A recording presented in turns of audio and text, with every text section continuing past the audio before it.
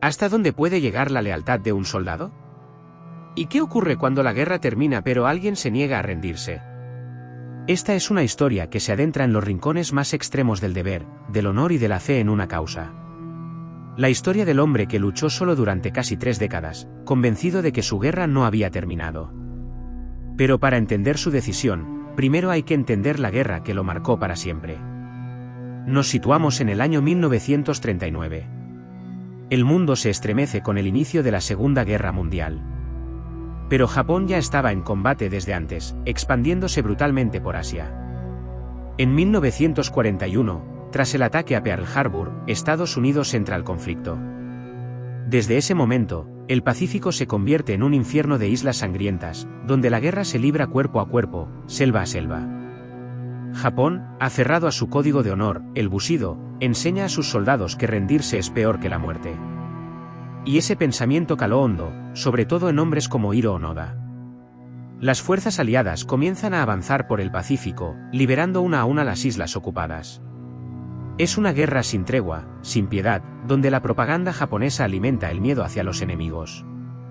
Se cuentan historias de torturas, de exterminio, de horror. No es extraño que muchos soldados nipones prefirieran suicidarse antes que entregarse. En medio de este caos, una pequeña isla filipina se convierte en escenario de uno de los episodios más desconcertantes del conflicto. Allí, en la espesura de la jungla, un joven oficial japonés recibe una orden que marcaría el resto de su vida: resistir hasta el final, sin rendirse jamás. Su nombre, Hiro Onoda.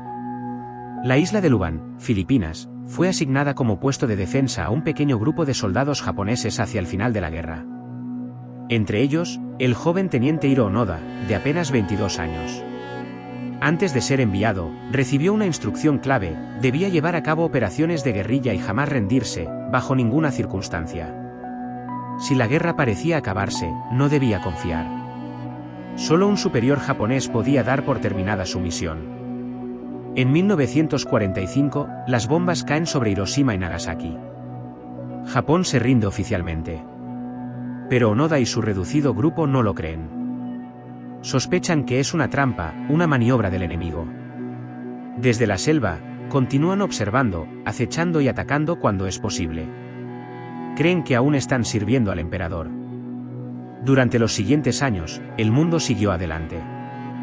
Filipinas fue reconstruida, y las tropas extranjeras se retiraron. Pero Hiro Onoda seguía allí, firme en su misión, oculto entre los árboles, sin saber que su nación ya no luchaba.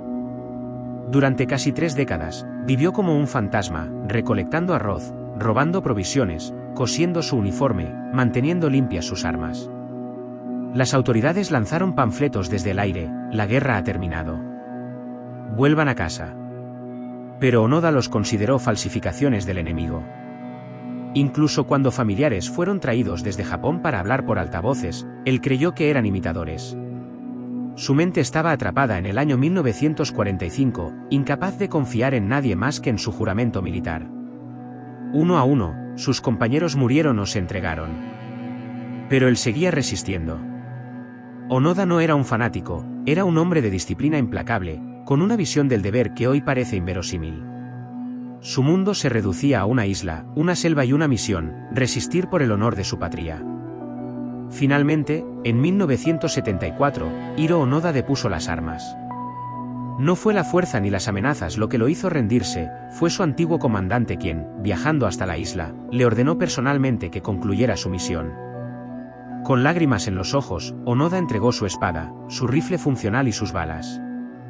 Durante casi 30 años, había vivido en la selva, convencido de que la guerra seguía.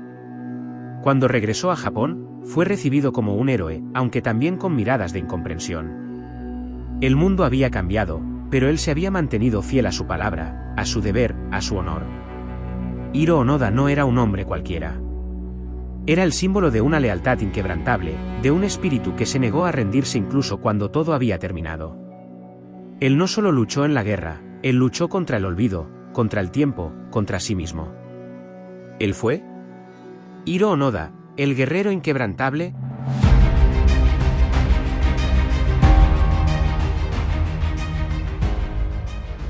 ¿Conocías la historia de Hiro Onoda? ¿Qué piensas de su lealtad y su lucha incansable? Déjame tu opinión en los comentarios y no olvides suscríbete para más historias. Nos vemos en el próximo vídeo.